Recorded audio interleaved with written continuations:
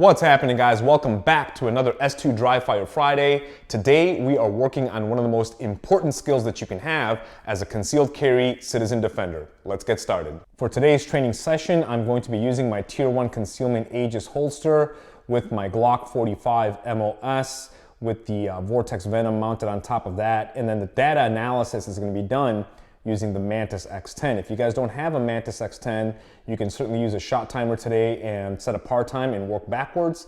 I would highly recommend that you get a Mantis X10. I'll place a link in the description below where you guys can get one, and then also we are raffling off a few Mantis X10s, and I'll put a link in the description for that as well. All right, guys, today we are working on building a sub 1 second draw to first shot from concealment. Now, I think that this is one of the most important skills that we can have as citizen defenders and as a concealed carry community. Let me explain why.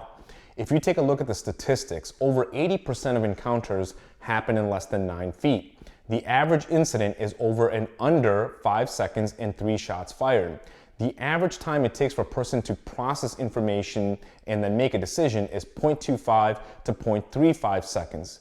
Research on incidents that have been caught on video showed the opportunity to be able to draw the firearm to be an average of 1.15 seconds or less. The standard of the 1.5 to 2 second draw time, which comes from the Tueller Drill, which is more of a test of reactionary gap and distance, is actually designed to fail. That's a very low standard. We need to push ourselves much harder. If there's 2 lessons that we can take away from these kinds of stats, it's this. 1, you better have a robust hands-on skill set. And number 2, you better have a fast draw time. And that's what we're working on today.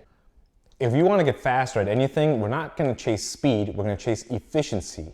We want to take away those wasted motions that are costing us time and effectiveness. It's one of the reasons why I moved over to the appendix carry rather than the 4 o'clock carry. I found it to be faster, I found it to be more readily available, and overall, it was just much more efficient. Keep your own lifestyle in mind, keep your own anatomical differences in mind, but certainly consider how you carry and why. That being said, let's take a look at the draw stroke. Now, all of us learned it the same way for the most part in the beginning, right? A 4-step process. Position 1 defeats the garment, gets our hand on the gun. Position 2 makes the draw and turns the muzzle forward. Position 3 marries the grip. Position 4 has the full presentation and then press the trigger. For today's analysis, we're going to actually put that into 3 parts instead of 4. And this is kind of nice because the Mantis X10 looks at graphical data in the same 3 ways that I'm going to show you guys right now. So we're going to look at hand to the gun, so you're defeating the garment, hand to the gun, then the draw and turning it horizontal, and then the presentation to the shot break, okay? And so that's how we're going to be looking at it for today's video. So let me show you guys a few things that I changed for myself that helped me go from the above 1 second to the below 1 second draw to first shot time. The first thing that we always take a look at is how you defeat the garments. Now, how you defeat the garment depends on what you're wearing, but for me, this is pretty standard. A hoodie or a light hoodie with an undershirt, hopefully some pants, and then my appendix rig.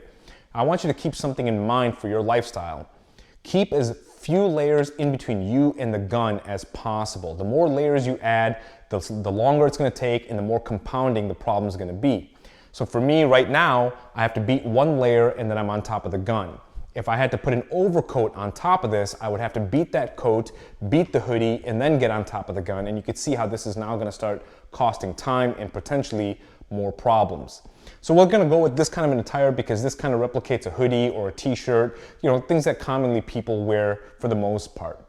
So there's different methods. Don't ever say that there's one method. It's just what works for you, do that. Build efficiencies in your A game, okay? And so some people say to crush the garment by the belly button and pull.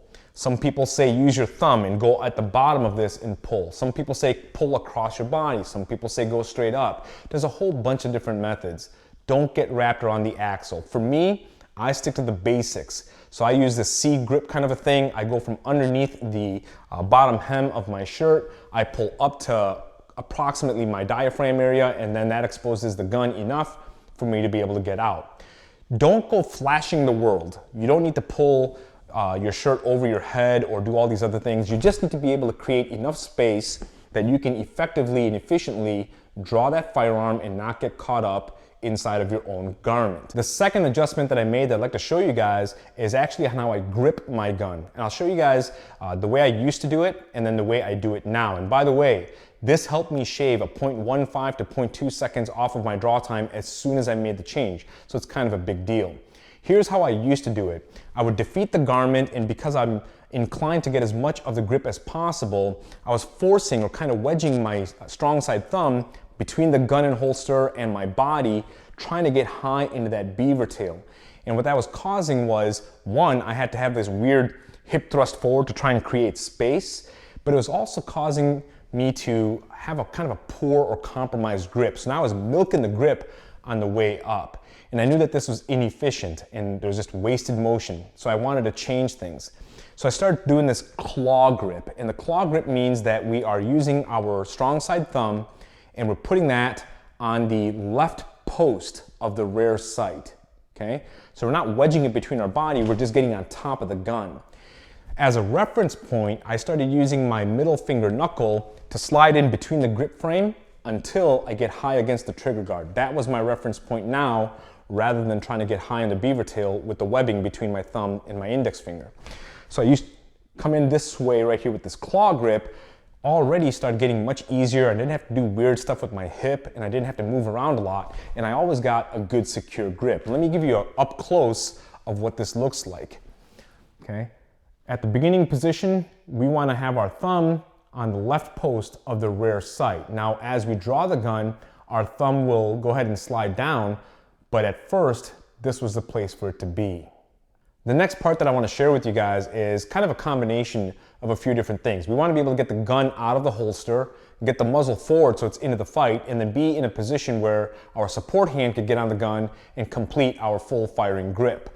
I want you guys to think about this like T-Rex arms, keeping the elbows close to the body and letting the hands and arms work and not actually have to fight your own clothing or fight your own body to be able to get the gun out.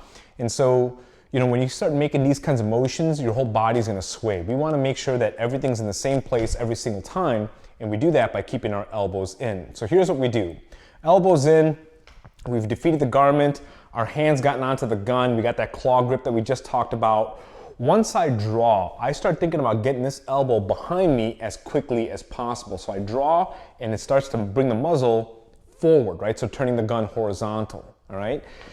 So once we have this, I go right here, and for me to bring my second hand in happens kind of in front of me. There's other people who put their second hand on the gun over here. I don't have a problem with that. I'm just not good at it, okay?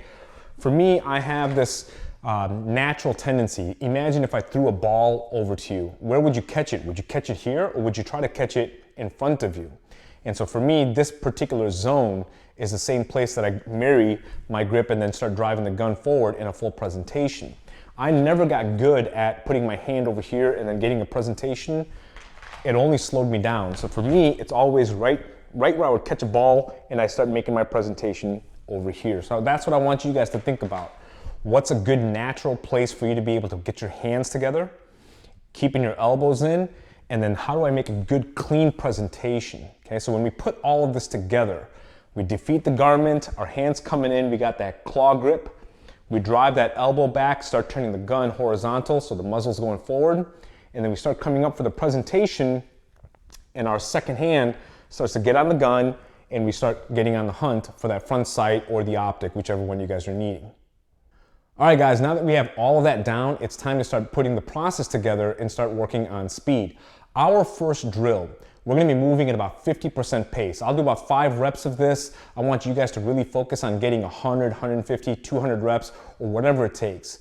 The focus here is to be familiar with the motion and start working on efficiencies. We wanna be smooth, we wanna be fluid, and we wanna be consistent, okay?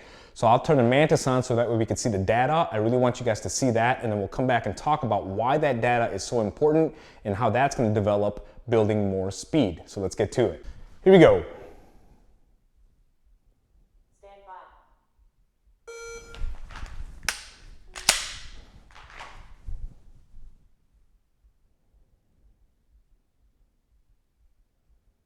Stand by.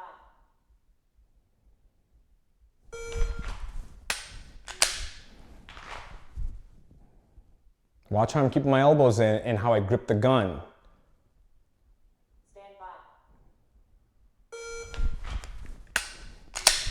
And you see where my hands are coming together out in front of me, just like if somebody's throwing a ball my way.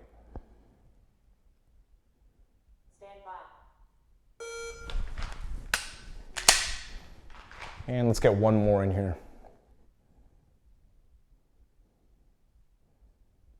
Stand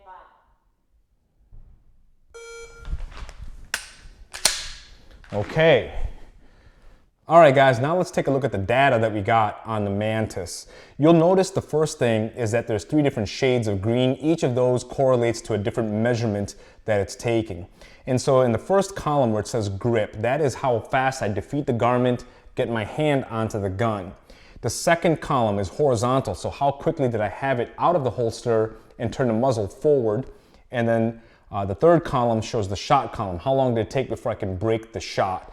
And then the fourth column, that's a total, right? And so we're looking at a 138, a 1.16, a 143, a 132, a 142. Now I'm not super concerned about the total speed quite yet. I just want reps of trying to get through this without fumbling through.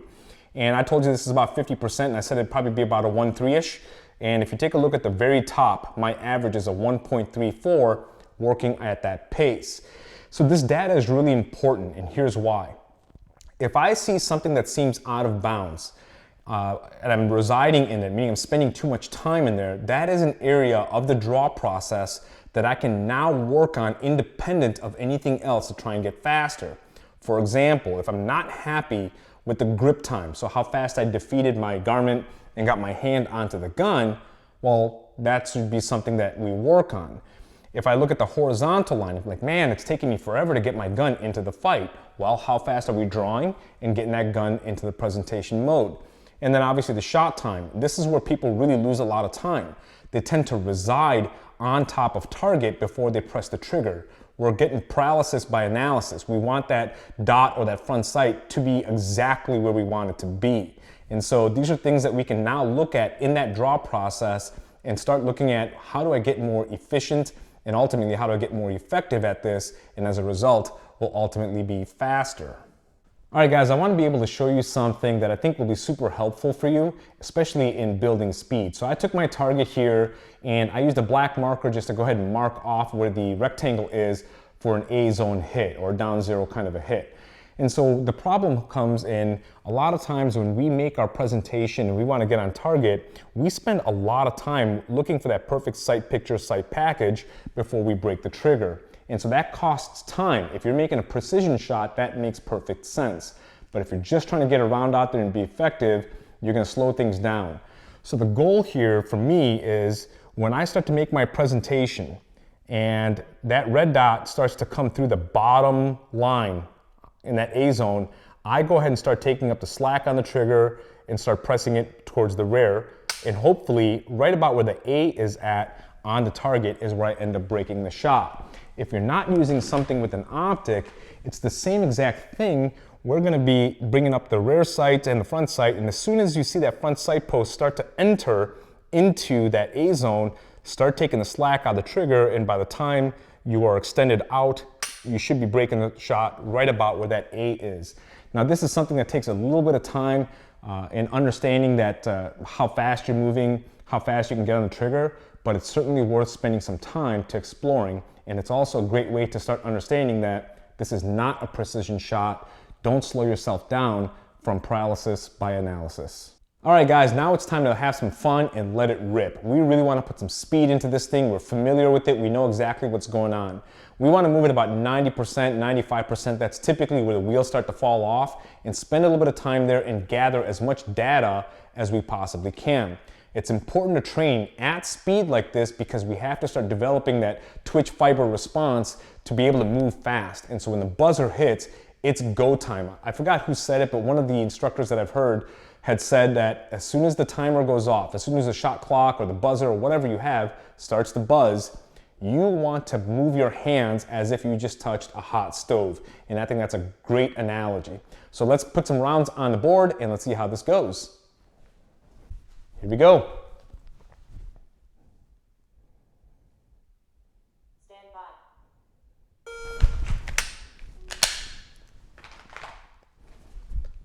0.86.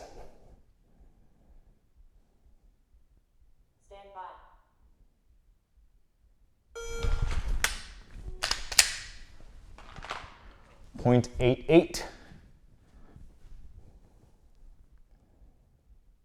Stand by.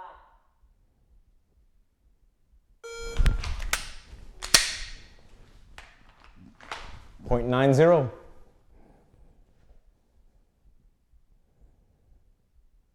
Stand by.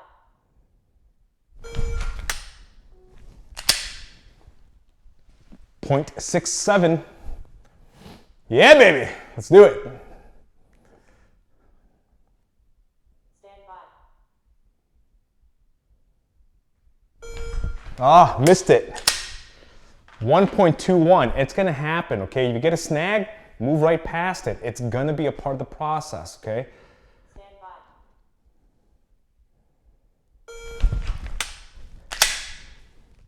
Too fast for the Mantis to read. Sometimes it gives me problems when I'm doing a screen record. Not that big of a deal. Let's go again. Stand by.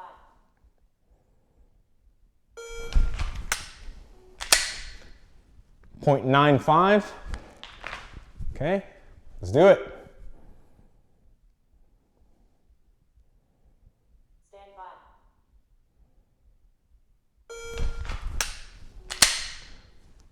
0.92.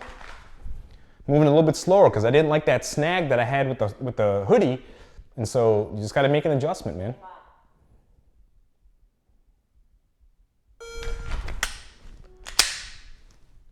0.78. Let's get two more. Let's get two more. Stand by. Ah, again, missed it, right? But still a 0.97, okay? You're gonna run into snags. That's why we do this, man. That's why we do it. Nobody's perfect. Stand by.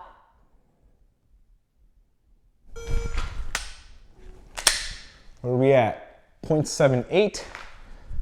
Here we go. Let's go. Let's get one more in here. Let's get one more in here. Stand by. 0.94. Okay. All right, guys, so that's how we do it. That's how we build a sub 1 second draw to first shot from concealment. Now, when you guys are going through this, you're gonna run into snags just like I did. It's perfectly fine. All of us are gonna go through it. Just reset, blow right through it, and get some good quality reps to back it up. And it's great to have this kind of data on the Mantis or on a shot timer, so that way you could see what your progress is like. I prefer the Mantis, obviously, because it shows me where I'm losing time, and then I can get back after it. On a great day, I've gone as low as a 0.63. On average, I'm usually 0.74 to a 0.8. And so it just, data matters, right? I can collect that data over time and see where I'm making progress and see where I'm not. Anyways, guys, hopefully this helped you out. Please like, share, subscribe, comment down below. Let me know what your draw time is. I'd love to hear from you guys, and I'd like to learn how to be faster as well. But this is kind of the basics of it. So have fun training that. And if you guys know somebody who's a concealed carry person, please send them this video so that way they understand how important it is to build that sub 1 second draw time to first shot. All right, guys, have fun, be safe. I'll see you guys next week.